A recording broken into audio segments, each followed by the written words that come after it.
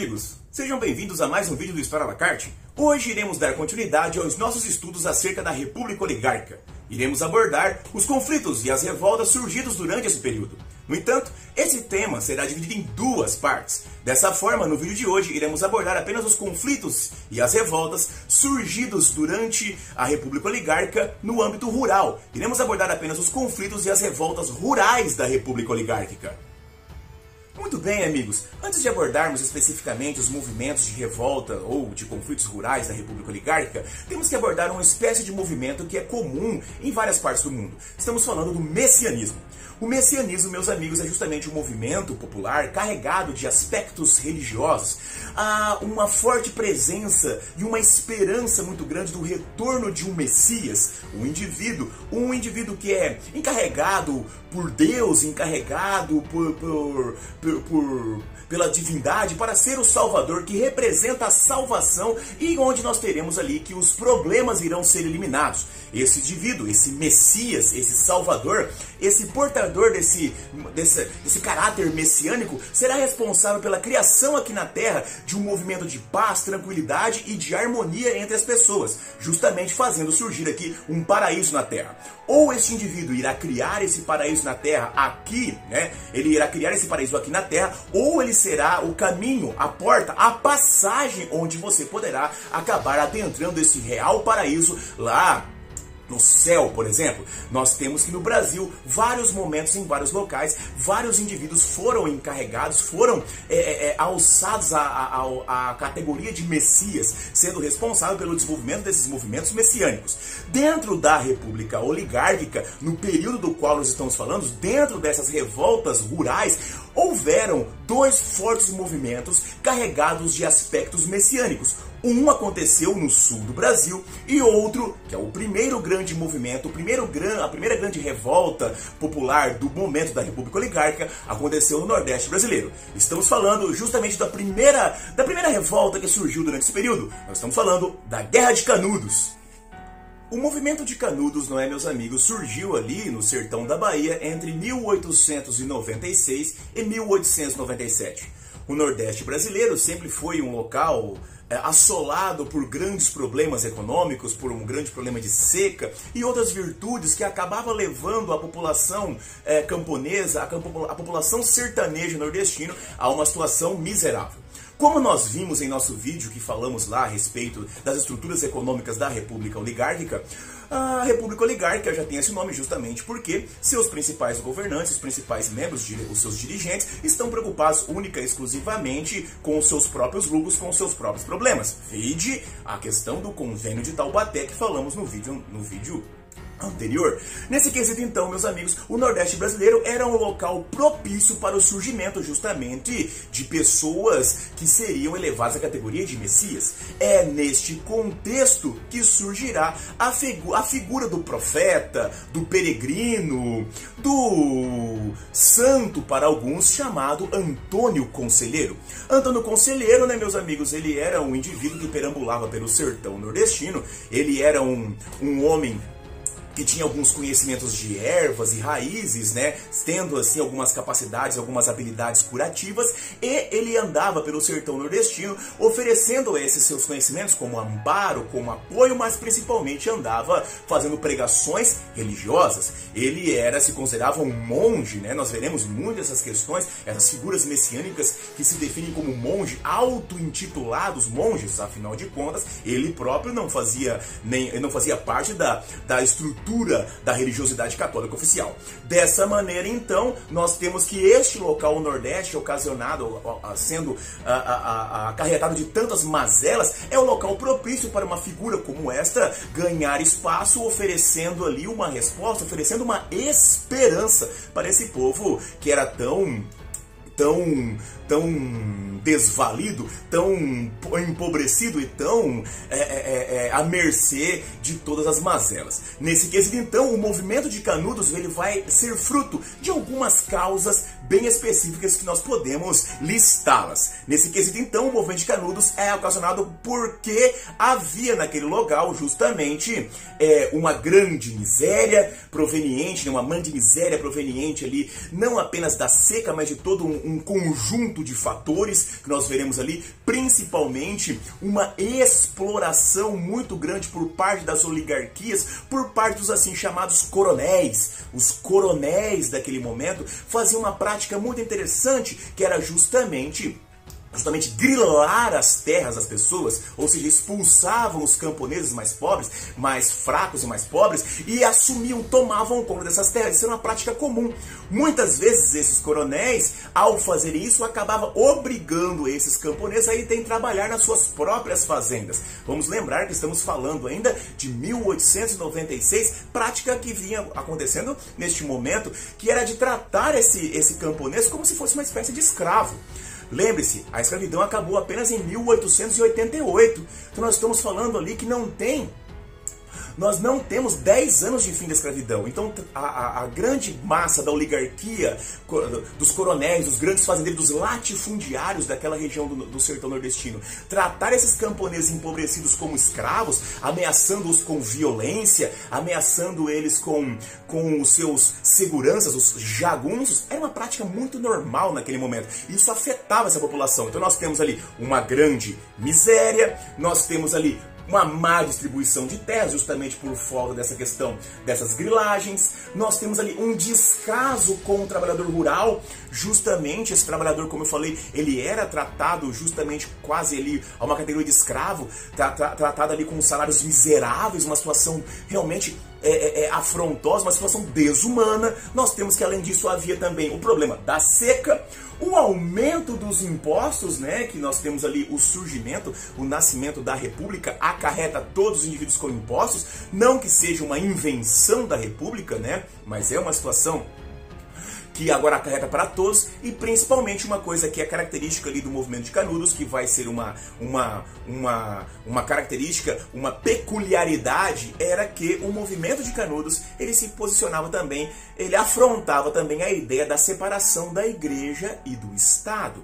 Nós vamos lembrar ali, o Antônio Conselheiro, ele era um monarquista, defendia a monarquia justamente porque no período monárquico havia a fusão, a junção de igreja e Estado, como nós sabemos. Na realidade, a igreja estava submetida ao Estado no período monárquico. Então essas causas acabam fazendo florescer o movimento de Canudos. Essa pobreza generalizada acaba fazendo florescer um movimento de resistência. Um movimento de resistência contra essas situações, um movimento de resistência contra essa opressão, um movimento de resistência contra essa exploração, um movimento de resistência justamente contra essa destruição humana causada neste local aí do Nordeste brasileiro naquele momento. Esse movimento de resistência acabará se condensando e acabará se cristalizando na formação de um arraial, uma espécie de vila. Eles chegam em uma fazenda abandonada, justamente castigada pela seca, chamada de Belo Monte, e vão formando ali um arraial, uma espécie de vila, onde todos os indivíduos, essa vila no sertão da Bahia, né, como vocês podem observar ali no mapa.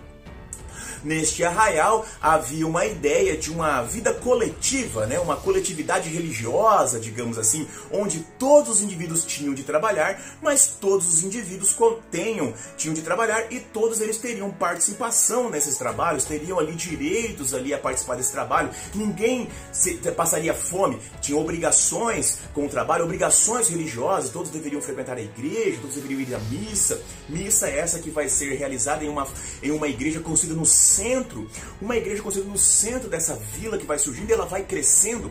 Por que ela vai crescendo? Justamente como cada pessoa que vivia em Canudos e trabalhava em Canudos poderia ter uma parte da produtividade que Canudos realizava, isso começa a ser mais interessante para os camponeses, para o sertanejo. O sertanejo, então, ao invés de aceitar trabalhar nas fazendas dos latifundiários, por aquela situação análoga à escravidão, quase escravo, ele prefere ir para Canudos. E em Canudos ele vai progredindo e vai crescendo. Canudos vai crescendo realmente, economicamente, eles irão produzir uma grande quantidade de cabras, né? E nós teremos ali a produção de leite de cabra, principalmente de couro, da pele de cabra, que chegará até a ser exportada. Canudos Canudos vai acabar se transformando em uma pequena cidade, uma pequena, né? Ele vai crescendo, essa pequena vilazinha, esse arraial, ele cresce até o ponto de virar uma cidadezinha. Uma cidadezinha com casas bem humildes, todas feitas de pau a pique, né? Uma situação pequena, mas Canudos vai chegar a ter mais de 25 mil habitantes. Naquele momento, 1896, né, quando estoura a guerra, isso era uma coisa muito poderosa, muito grande. Então Canudos, ela vai justamente ficando cada vez maior, mais famosa. As conversas, a fama de Canudos cresce, a fama de que você vai lá, você trabalha, você tem direito a um pedacinho de terra, você não passa fome, você não será humilhado. Isso cresce. Tudo, lembre-se, sob a liderança de Antônio Conselheiro. Esse quesito, fazer essa cidade crescer, esse arraialzinho se desenvolver, começa a se tornar uma situação incômoda. Incômoda para quem? Canudos vira um incômodo para três camadas da sociedade. Nós temos ali os latifundiários, nós temos ali a igreja e nós temos ali a república. Muito bem, por que nós temos essas questões? Os latifundiários, meus amigos, estão sendo incomodados, desagradados pela existência de Canudos justamente porque cada vez mais as pessoas estão não indo trabalhar para eles nos seus latifúndios, não aceitando seus mandos e desmandos, mas estão indo se refugiar em Canudos. Ou seja, as fazendas próximas ali de Canudos estão começando a perder trabalhadores. E isso faz os latifundiários perderem dinheiro e eles não podem tolerar tal coisa. Você deve estar pensando, por que a igreja ficou desagradada? Bom, primeiro, porque o Arraial de Canudos é liderado por um monge que não é monge. Antônio Conselheiro não era monge de verdade, mas fazia pregações em nome da igreja, fazia críticas à república em nome da igreja,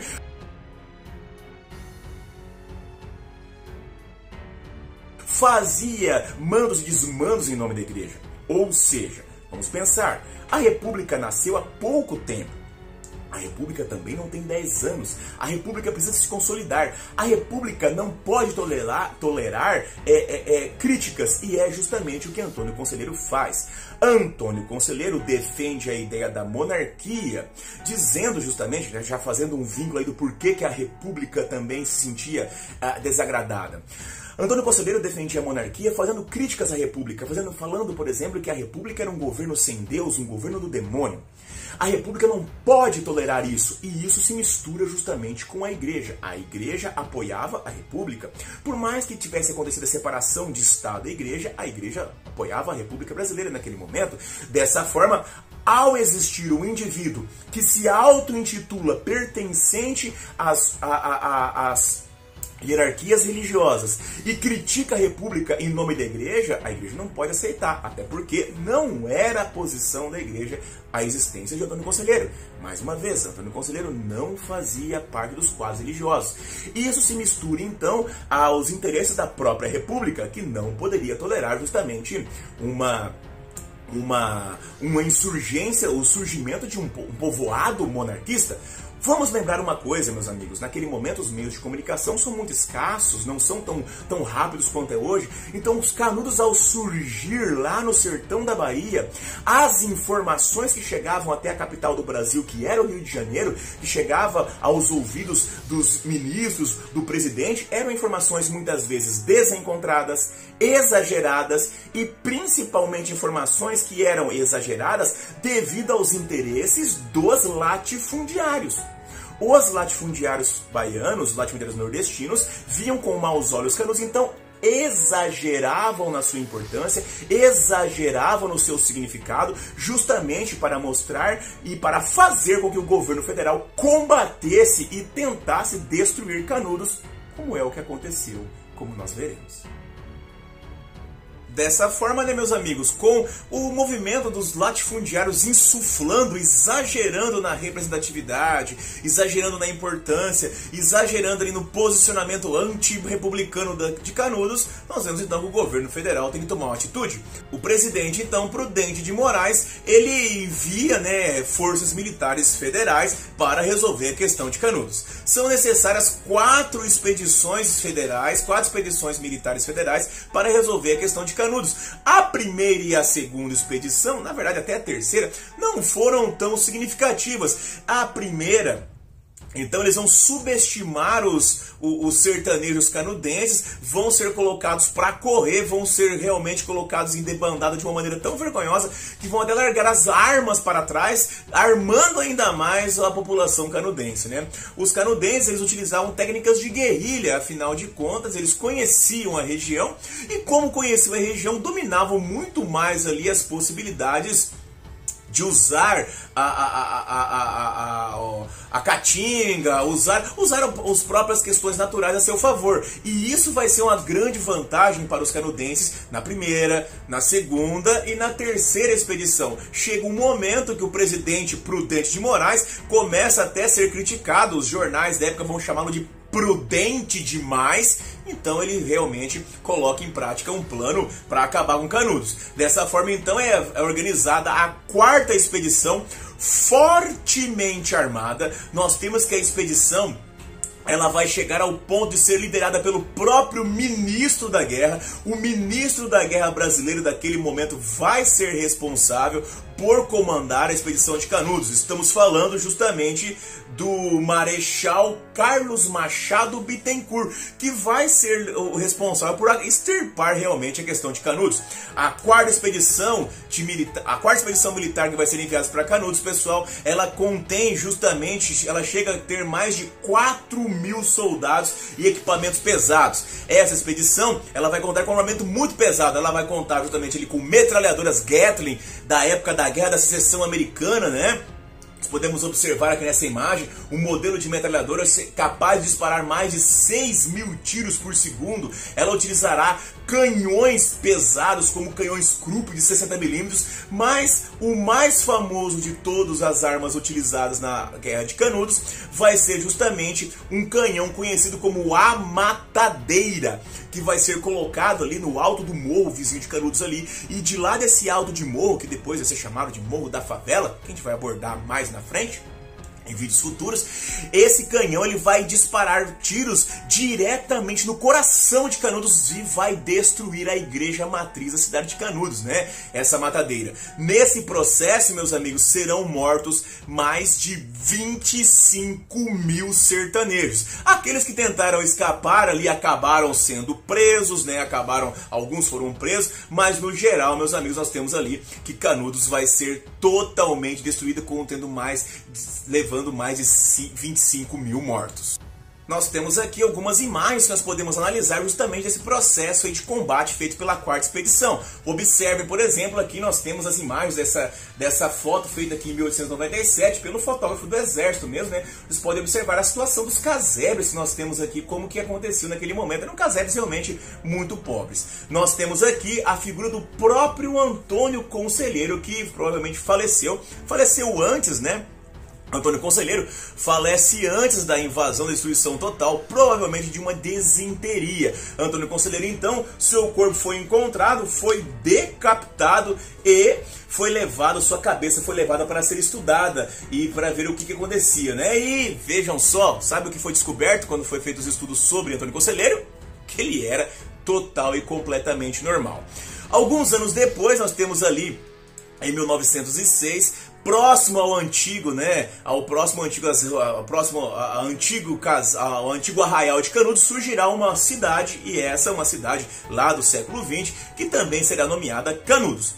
Essa cidade hoje não existe mais, justamente porque no decorrer do século XX, o local foi inundado para dar local ao açude de Cocorobó. E como vocês podem observar nessas imagens aí, essa imagem, quando o açude fica baixo, é possível observar as ruínas da cidade de Canudos, né?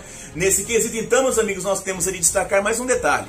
No processo de combates da 4ª expedição, foi enviado para acompanhar essa 4ª expedição um jornalista carioca chamado Euclides da Cunha.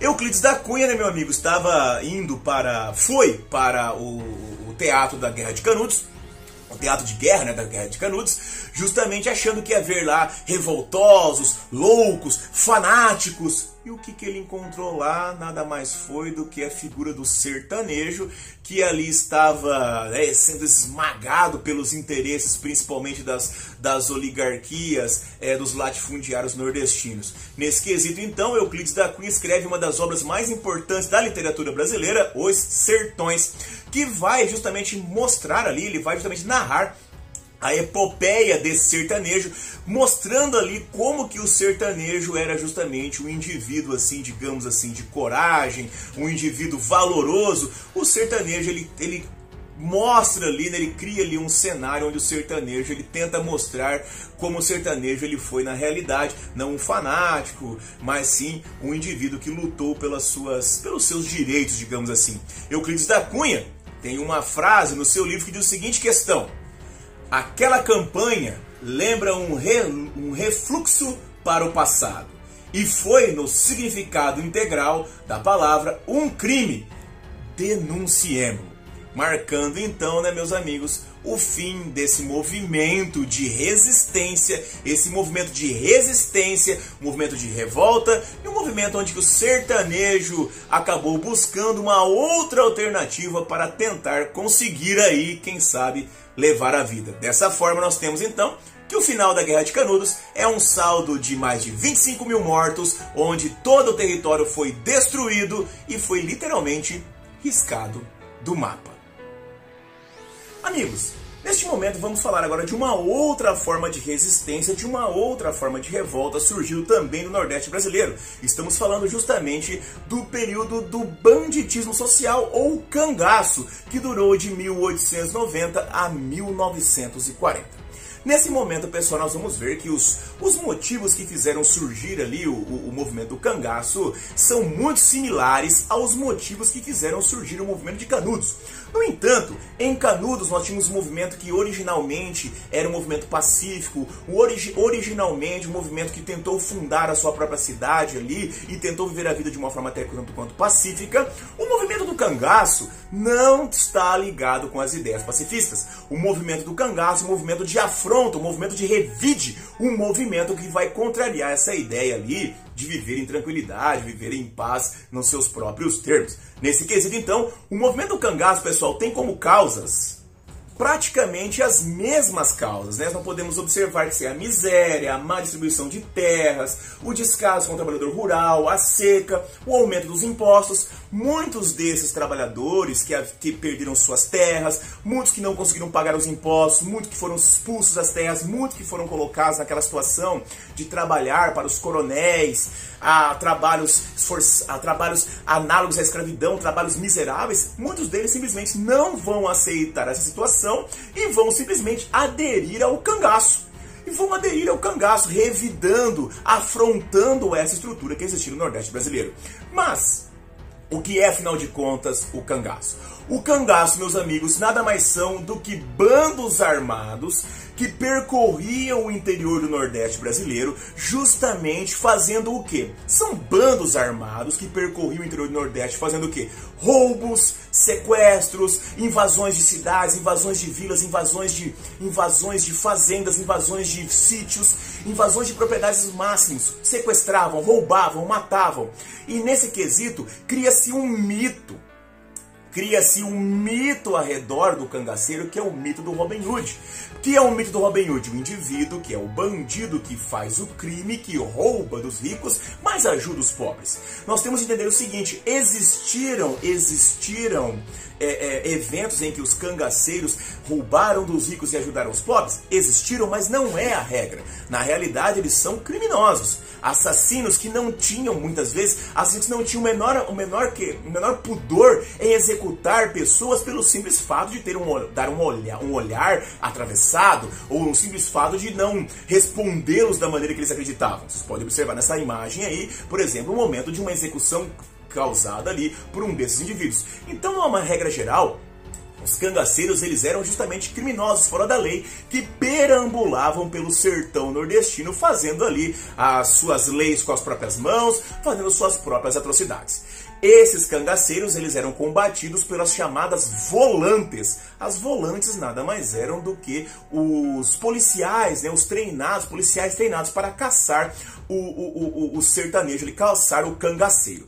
Cangaceiro, existe uma quantidade muito grande de teorias para o surgimento da palavra cangaceiro. Uma das mais aceitas é a ideia da canga, porque se você olhar aí você vai ver que o cangaceiro está sempre carregando um monte de bolsas pelo pescoço, parecendo um animal, parecendo boi que carrega justamente a canga no pescoço. Nesse quesito, então, nós temos ali que ele andava com coisas penduradas. Observem esse traje típico aí, com cinturões de bala pendurado, com um lenço, né? E um monte de coisa pendurada no pescoço. Nesse quesito, então, a gente tem de perceber que não sabemos ao certo o real motivo da palavra canga, da palavra cangaceiro. Dessa forma, uma das mais aceitas é essa.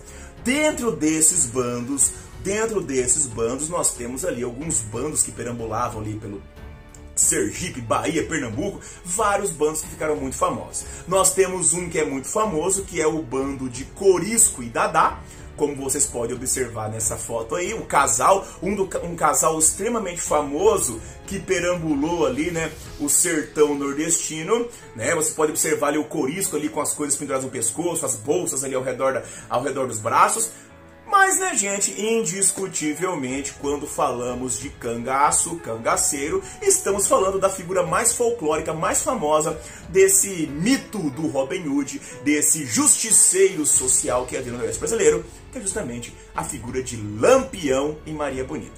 Lampião, segundo a lenda, esse nome vem de quando ele era jovem, quando ele entrou ainda no cangaço. Quando ele entrou no cangaço, ele atirava tanto sem parar, que o cano da sua arma ficava vermelho em brasa, aceso como um lampião. Aí o apelido pegou, né? Nós temos então que em 1922 ele assume o comando do seu próprio bando. Em 1926, se não me engano, Maria Bonita vai integrar o bando de Lampião aí, fazendo um dos casais mais famosos, mais folclóricos de toda a história do Brasil. O bando de Lampião é tão famoso, tão importante para o advento, né, do cangaço brasileiro. Foi o maior bando, o mais forte, o mais bem armado.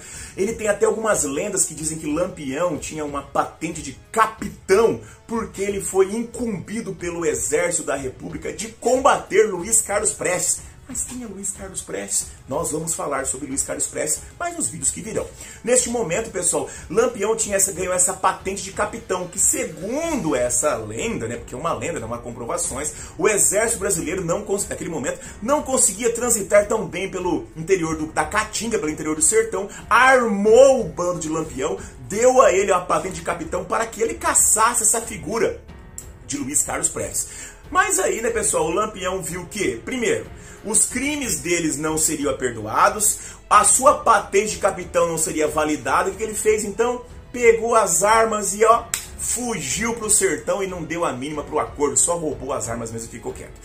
O bando de Lampião, pessoal, ele é tão importante, que é justamente quando nós temos a morte do bando de Lampião, a morte do próprio Lampião e a destruição de seu bando, que nós temos ali o decaimento do movimento cangaceiro.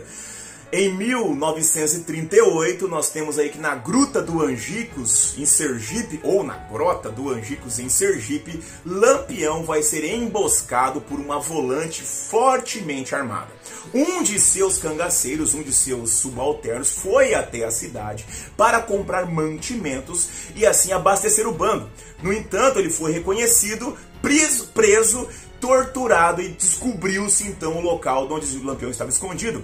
A volante então foi para lá armada até os dentes, digamos assim, levaram metralhadoras Gatling e armas de alto e grosso calibre, pegaram o bando de Lampião de surpresa, não dando a menor chance para que ele pudesse contra-atacar. Em 1938, na Gruta do Angicos, então, o Bando de Lampião é morto, e após a morte do Bando de Lampião, o movimento começa a decair e declinar até desaparecer. Ele vai desaparecer justamente quando o governador da Bahia vai prometer a anistia para o cangaceiro que abandonasse as armas e se integrasse a uma vida, digamos assim, uma vida honesta. Assim é que o movimento do cangaço vai desaparecer. Só uma coisa. Depois que o Bando de Lampião foi derrotado, os seus integrantes tiveram também suas cabeças decapitadas, ficaram em exposição em Salvador durante anos, dessa forma que vocês estão vendo aí. Vejam só, que barbárie, né? Nós temos ali que ficar em exposição em museus, primeiro em praça pública. Primeiro em praça pública para todo mundo ver o que acontece com quem se envolvia no cangaço, e depois ficou em exposição em museus ali, se não me engano, até a década de 70. Dessa forma, então, meus amigos, finaliza-se esse movimento de revolta no Nordeste brasileiro. Perceba que Canudos e cangaço são muito similares, eles têm os mesmos eixos, as mesmas origens, as mesmas causas, porém, as similaridades acabam aí. Canudos, no início, era pacífico, uma comunidade. O cangaço, desde o início, era violento, pautado ali pela criminalidade e pelo uso da violência. Então, cuidado ao colocar os dois movimentos como se fossem exatamente iguais, já que eles não são. Muito bem, meus amigos, finalizando os movimentos de revoltas rurais, nós temos a Guerra do Contestado. A Guerra do Contestado aconteceu de 1912 a 1916. A Guerra do Contestado, meus amigos, acontece justamente ali na região de Santa Catarina, entre Santa Catarina e Paraná. É uma região que estava, como o nome diz, sendo contestada. Os limites entre Paraná e Santa Catarina não estavam totalmente definidos, como vocês podem observar no mapa, nessa região aí que está destacada nesse tom meio rosa, meio vermelho. Nós temos ali que é a região contestada onde se desenvolveram os conflitos que originaram a Guerra do Contestado. Essa região, meus amigos, é uma região também muito próxima, muito parecida com a região nordestina. Existem grandes similaridades entre o movimento do Contestado e o movimento de Canudos. O movimento de Canudos é um movimento messiânico, o movimento de Contestado também é um movimento messiânico. Nós temos ali que as coisas são muito similares nesses dois movimentos, já que nós temos ali o surgimento de Messias. Lá em Canudos surgiu Antônio Conselheiro. Na região aqui contestada entre Santa Catarina e Paraná, havia ali uma grande pobreza também, né? Havia ali um problema ali também sobre grilagens de terras e terras devolutas que viremos aprofundar daqui a pouquinho. Mas nessa região surgiram também messias curadores, né? Que prometiam salvação, que prometiam ali a resolução dos problemas, salvadores que iriam causar ali o fim do sofrimento das populações mais pobres. O primeiro a aparecer, o primeiro monge, né? Aqui em Contestado aqui no Contestado nós temos dois monges. O primeiro monge a surgir é justamente o monge João Maria, que era muito parecido com o Antônio Conselheiro. Possuía conhecimento de ervas, era um curador. Esse indivíduo estava trazendo ali, ajudava, auxiliava justamente as populações mais pobres, já que naquele momento, naquele local onde nós temos ali esses indivíduos vivendo, não tinha, por exemplo, um acesso da medicina tradicional. Então esses curadores, esses curandeiros tinham grande destaque na região. Esse monge, não se sabe qual o seu destino, desapareceu, perambulou ali na região ali do Contestado por o começo do século XX, mas veio a desaparecer. Posteriormente surge um segundo monge, um monge chamado José Maria. E este monge também vai ter as suas próprias ideias ali, e ali nós teremos que começarão a surgir pequenas comunidades muito parecidas com a própria comunidade canudense, lideradas também ali pelo próprio indivíduo José Maria.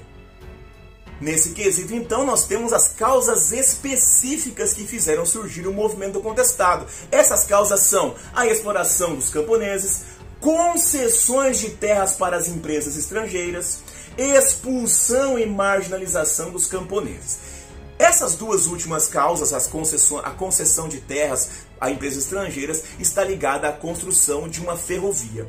Nesse quesito, meus amigos, como você pode observar mais uma vez no mapa, era o plano de construir uma ferrovia que ligava o São Paulo até o extremo sul do país. Você pode observar nesse mapa que aparece aí, onde nós temos essa linha que cruza, essa linha vermelha, cor-de-rosa, que cruza aí São Paulo lá até chegar ao extremo sul do país.